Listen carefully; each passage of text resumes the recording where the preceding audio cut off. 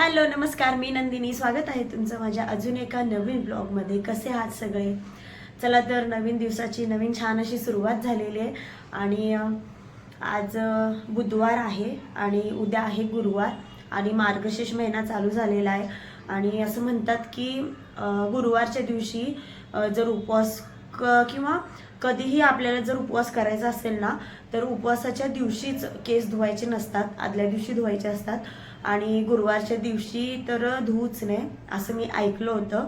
तर त्यासाठी मी आता आज बुधवार आहे तर आजच केस धुतलेत आणि उद्या मार्गशीर्ष महिन्यातला पहिला गुरुवार आहे.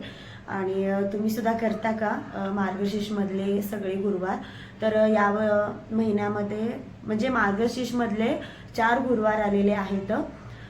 तरी म्हणजे कधी 5 येतात, कधी 4 येतात, तर यावेळेस 4 आलेले आहेत. आणि माझा आवाज अजून पूर्ण काही बरा झालेला नाही, म्हणजे मला वाटतं 60% बरा झालाय, बाकी अजून पूर्ण बरा नाही. काय माहिती आहे, थंडीमुळं बहुतेक ते लवकर कमी होत नाहीये.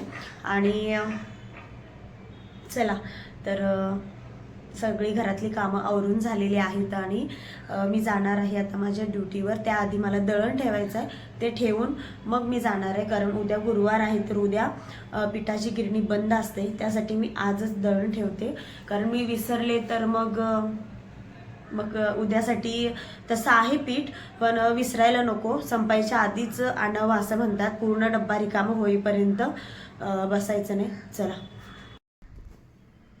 दळण ठेवून झालंय, जेवण पण झालंय, आता निघते मी ड्युटीवर आणि आल्यावर भेटूया. चला आले घरी आणि सकाळी कामावर गेल्यानंतर परत काही व्हिडिओ घेतला नाही. दुपारी जेवायला वगैरे आलं आणि आल्या बघा स्वयंपाकाची तयारी चालू आहे, पर्याय नाही केल्याशिवाय.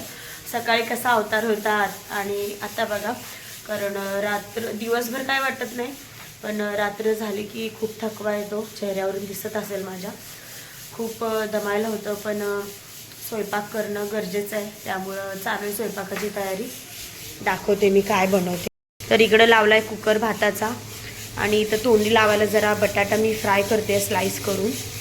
चला स्वयंपाक करून घेते पटपट. चला तिकडे कुकर होतोय तोपर्यंत म्हटलं सुकलेले कपडे घडी करावे, कारण सकाळी बाहेर असेच ठेवले तर गार पडतात, त्यामुळं तर मी रात्रीच घडी मारून ठेवत असते. आणि अचानक अशी न्यूज कळली की जिथे आम्ही राहतो आंबेगावमध्ये, तिथून पुढे नरेगावच्या एरियामध्ये बिबट्या दिसला असं कळलं. मग आता ती खरी का खोटी माहीत नाही, पण ते ऐकल्यावरती थोडीशी भीतीच वाटायला लागली. आणि सगळी मुलं आपापल्या घरी निघून गेले आणि सोसायटीमध्ये एकदम शांतता पसरली होती. तर असो, चला माहीत नाही, कारण आजकाल कुठेही बिबट्यांचा वावर होताना दिसतोय, तर भीती वाटणं साहजिक आहे.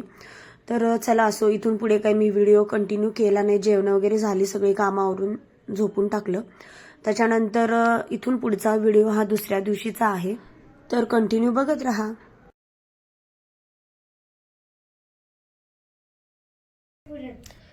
अरे छोटं आणलंय, लहानपणी वापरायचं, आता पण वापरलं तर चालतंय.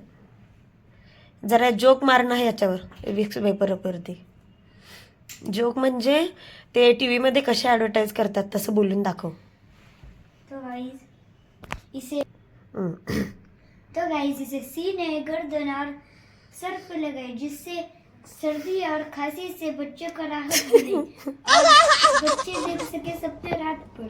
बापरे, लावून घे तू पण, जरा स्वप्न बघत झोपशील. चल लावून घे तू पण, सर्दी झाली आहे ना. चांगली ऍडव्हर्टाइज करतोस रे, ऍडव्हर्टायझिंगचं काम तर कर. असो चला, आपला हा चेष्टेचा भाग झाला. चला लवकर आवर. पैसे देत नसते. अशी छान अशी मी साडी घातली आहे आणि ह्या आशूने शिवलेला ब्लाऊज आहे. खूप छान शिवलाय, मला खूप आवडलाय हा. आणि कशी वाटते मला माझी साडी नक्कीच सांगा. चला तर मस्त असे आम्ही रेडी झालेलो आहोत आणि मी मस्त अशी साडी घातली आहे, जे की आशूने ब्लाऊज शिवलेला आहे. आणि चला कुठे जाणार आहोत ते पुढे मी दाखवेनच तुम्हाला. आणि चला मग जायचं का? चला चला. रिक्षाची वाट बघतो.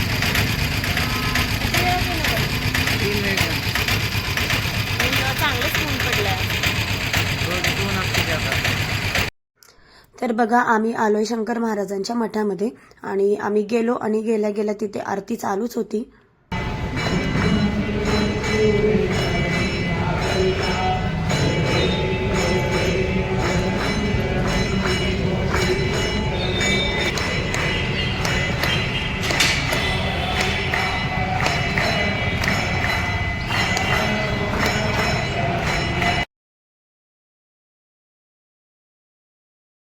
चला मंदिरात जाऊन आले आणि मंदिरात जाऊन आल्यावर तशीच साडीवरतीच कामावर गेले. कामावरून आता घरी आले दुपारी जेवायला. आता वाजले 3. आता जेवणार नाही म्हणजे काहीतरी थोडंफार खाईन कारण आज उपवास आहे ना, जेवायचं नाही. मला कधी कधी उपवास असला ना लक्षातच नाही राहत. आणि कुणाल पण आलाय स्कूलमधून. हाय कर सगळ्यांना. तर मस्त अशी मी साडी घातले होते. एकदम हलकी फुलकी आहे ना आणि पटकन घालता येते. तर म्हणजे ही आवडते मला साडी, एकदम हलकी फुलकी आणि पटकन बसते साडी. आणि चला आता थोडंसं काहीतरी खाते आवरून मग परत मला जायचंय कामावर. हे बघ कुणाल काय म्हटला, कुणाल म्हटला मला मिशी आले मम्मी. आणि तर मग मी म्हटलं कुणालच्या पप्पाला, कुणालला मिशी आले ना तर मिशी आल्यावर लवकर लग्न करावं लागतंय बाबा म्हटलं. तर कात्री घेऊन आलाय मिशी कापायला. वेड. असं काय नसतंय कुणालला म्हटलं तुला मिशी आले तर बापरे म्हटलं लवकर मिशी आली. कुणाल मोठा झालाय आणि त्याला म्हटलं मिशी आली तर मग लवकर लग्न करावं लागतंय तुझं म्हटल्यावर. हे बघ परवा तर आम्ही ह्याला गेलो ना, बालाजीला गेलो होतो ना. तर बालाजीला जायच्या आधी मी त्याला काय म्हटले, त्याला म्हटलं की बालाजीला गेल्यावर ना सगळं केस कापावं लागतात म्हणजे टक्कल करावं लागतंय. असं म्हटल्यावर तो यायला किती वेळ तयारच नव्हता. म्हणत होता मम्मी नको जायला, मी येत नाही. त्याला खरंच वाटलं की तिथे गेल्यावर केस कापावं लागतात. वाटलं होतं ना त्याला. वाटलं बापरे मला टक्कल केल्यावर मग शाळेत मुलं चिडवतील म्हणून तो असं म्हणत होता नको यायला. चला आवरा पटपट, मला पण जायचंय. तर बघा कुणालचं इथं चालू होतं बॉटलला उलट म्हणजे त्या झाकणावरती उभं करायचं. तर असे वेगवेगळ्या प्रकारचे खेळ तो खूप खेळत असतो, प्रयत्न करत असतो काय ना काय. आणि ड्रॉइंग सुद्धा याच्या आधी तुम्ही पाहिले असेल, खूप छान अशी त्याची ड्रॉइंग आहे. किती वेळ तो असा प्रयत्न करत होता आणि शेवटी प्रयत्न करता करता त्याचं म्हणजे प्रयत्न यशस्वी ठरले आणि त्याने ते केलं. नेहमी कसं आहे बॉटल खालच्या बाजूला उभी करतात ना, तर आता तो उलटा म्हणजे झाकणावरती उभं करण्याचा प्रयत्न करत होता. पुढे पाहाच तुम्ही. रुको जरा सबर करो बोल.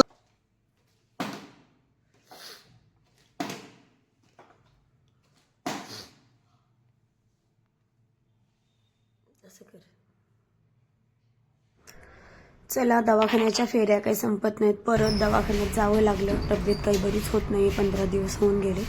असं चला मी एक यूट्यूबला शॉर्ट व्हिडिओ टाकलेला आहे, ते तुम्ही पाहिला नसेल तर नक्की जाऊन बघा आणि लाईक करा, शेअर करा.